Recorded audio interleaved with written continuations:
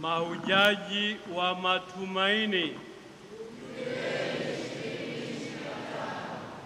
Jubilei 2025.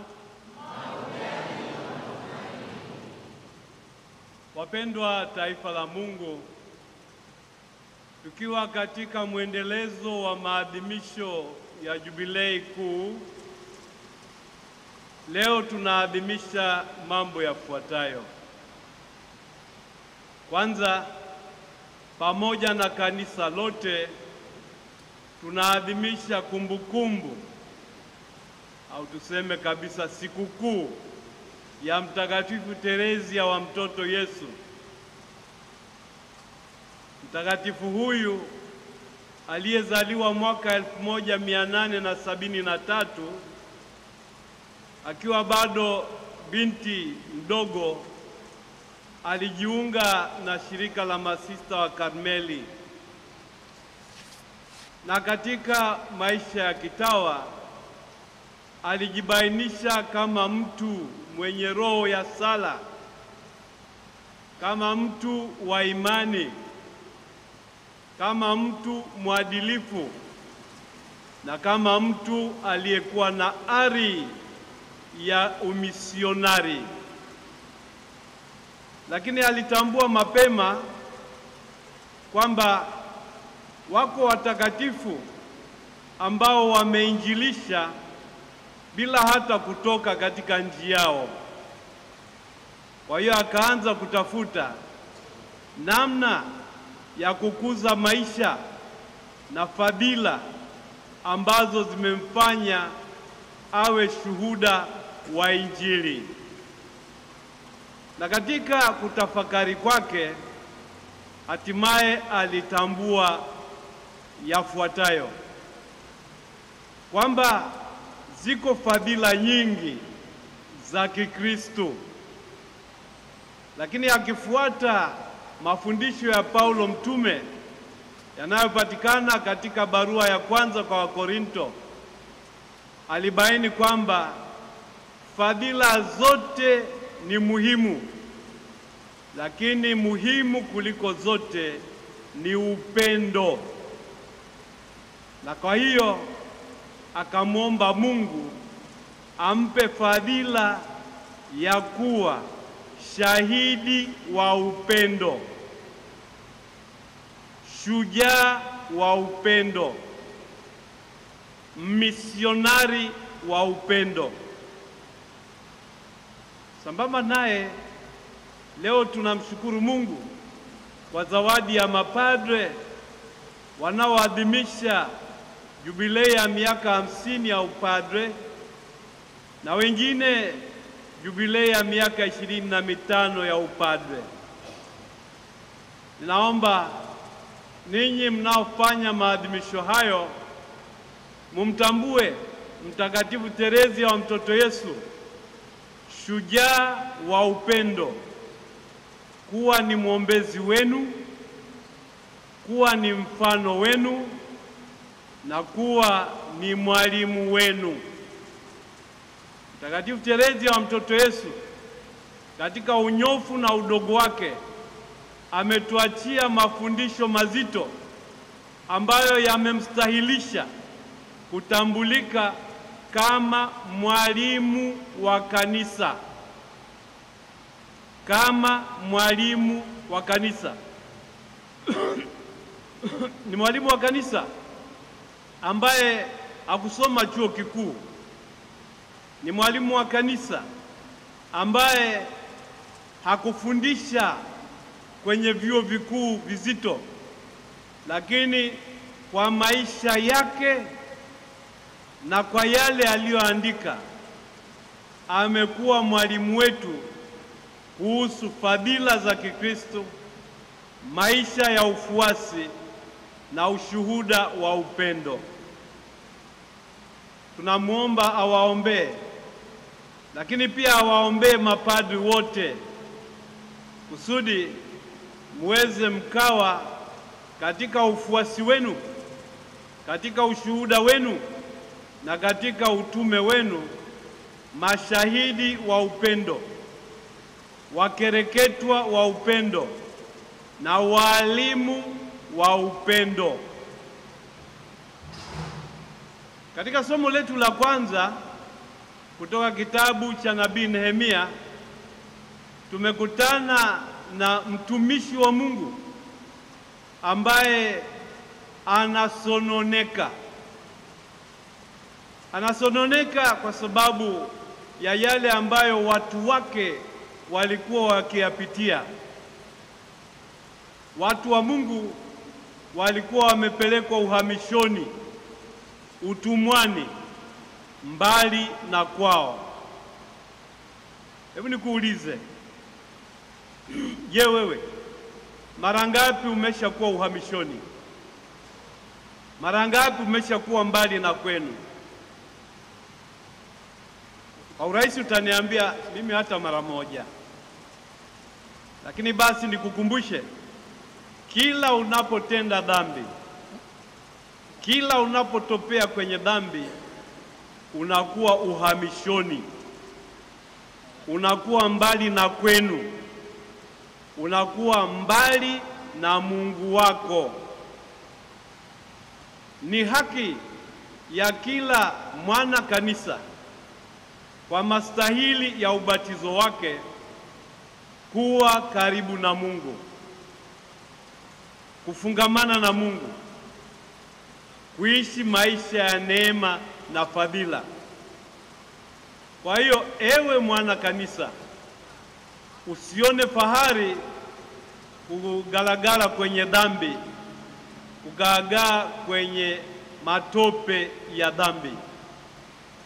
Penda kuwa huru, penda kuishi neema, penda kuishi utakatifu, penda kufungamana na Mungu wako. Huyu mtumishi wa Mungu aliyekuwa anasononeka aliomba apewe ruhusa ya kurudi makwao, nchi takatifu, apate kujenga mahame ya nchi yake, hekalu takatifu, na akapewa kibali hicho. Wewe padri unayenisikiliza, umepewa kibali cha kulijenga kanisa ambalo nalo pindi tunapokuwa hapa duniani linapitia katika kipindi kinachohusiana na kuhama. Huyu mtumishi wa Mungu aliporuhusiwa alirudi nchi takatifu na akafanya yaliyompasa. Sisi tunamshukuru Mungu kwa zawadi ya watumishi wake mapadre ambao leo wanamtukuza Mungu, wakishukuru kwa zawadi ya miaka 50 ya mmoja wao na miaka 25 ya wengine katika upadre. Naomba tuwapongeze kwa makofi.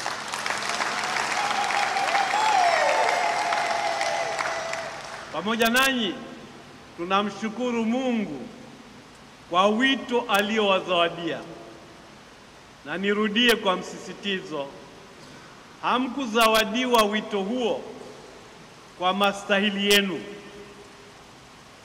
kwa ujanja wenu, kwa umahiri wenu, au kwa chochote kile ambacho unaweza ukajivunia.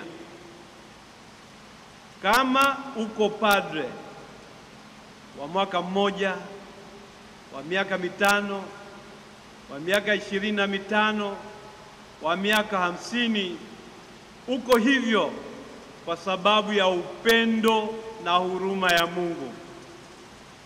Uko hivyo kwa sababu Mungu amekustahilisha na amekushirikisha mastahili ya Kristo, ambaye kwa hakika ndiye kuhani mkuu wa kweli na wa milele. Kwa hiyo usijisahau, daima mshukuru Mungu, daima weka upya azma yako ya kumtumikia Mungu katika kanisa lake. ya kuujenga mwili wa Kristo. Na ufanye hivyo sio kwa kuburuza miguu. Ufanye hivyo kwa bidii. Ufanye hivyo kwa furaha, na ufanye hivyo kwa utayari na umakini wa hali ya juu. Haitoshi kusema najitahidi kuishi upadre, alafu naishi upadre wa kuburuza miguu. Unaamka asubuhi, unakunywa chai, alafu unaenda kutazama television. Baada ya hapo unaenda kunywa chai ya saa 4. Baada ya hapo unatazama tena television. Kwa hiyo siku yako inaenda hivyo, ni kuzubazuba tu. Hilo halikustahili. Huo sio wasifu wa padre. Padre kwa muda uliopewa, haidhuru ni miaka mingapi, shakarika, kuwa mtendaji, kuwa mwalimu, kuwa kiongozi na kuwa kuhani. Hizo ni sifa za Kristo, kuhani wa kweli na wa milele. Na pania basi kuziishi sifa hizo na kumtukuza Mungu aliyekustahilisha kuwa mmoja wa makuhani wake. Katika somo la Injili, Bwana Yesu ametufundisha juu ya gharama ya ufuasi. Kumfuasa Kristo sio lele mama. Kumfuasa Kristo ni jambo zito. Na Yesu mwenyewe amebainisha aina mbalimbali za watu wanaotaka kumfuata. Kuna wale wanaoitwa, lakini wanakuwa na visingizio lukuki.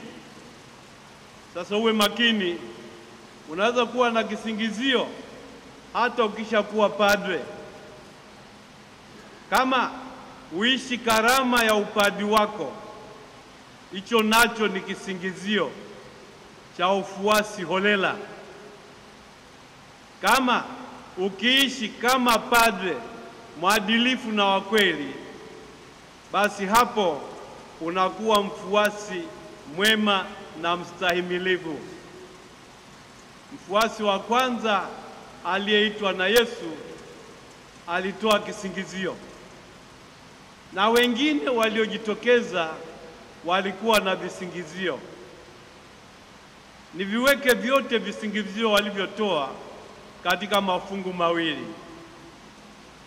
Fungu la kwanza ni wale ambao bado wamefungamana na mizizi ya makwao.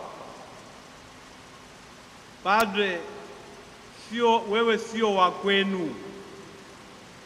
Padre wewe ni wa kanisa.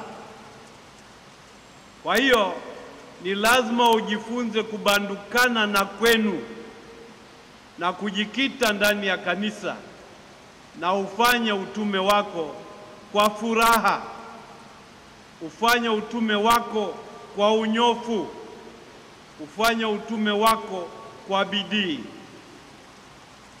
Fungu la pili, walishindwa kubanukana na malimwengu. Niruhusu kwanza niende nikawazike watu wangu. Niruhusu kwanza niende nikaage na nigawe mali zangu. Ndugu zangu, hao wote Bwana Yesu amesema hawastahili kutambulika kama wafuasi. Enyi mapadri wapendwa, mnaomshukuru Mungu kwa jubilei yenu, tunamshukuru Mungu kwa udumifu wenu. Maana hutokea mnapewa upadre labda 5, na mbele ya safari mmoja anaishia njiani, anarudi uraiani. Namwomba Mungu aendelee kuwadumisha ninyi katika ufuasi safi na takatifu, katika ufuasi safi na thabiti, katika ufuasi safi na makini. Ndugu zangu, tunapomshukuru Mungu kwa hawa wanaoadhimisha jubilei, naomba tuwaombee wao, lakini pia tuwaombee mapadri wote.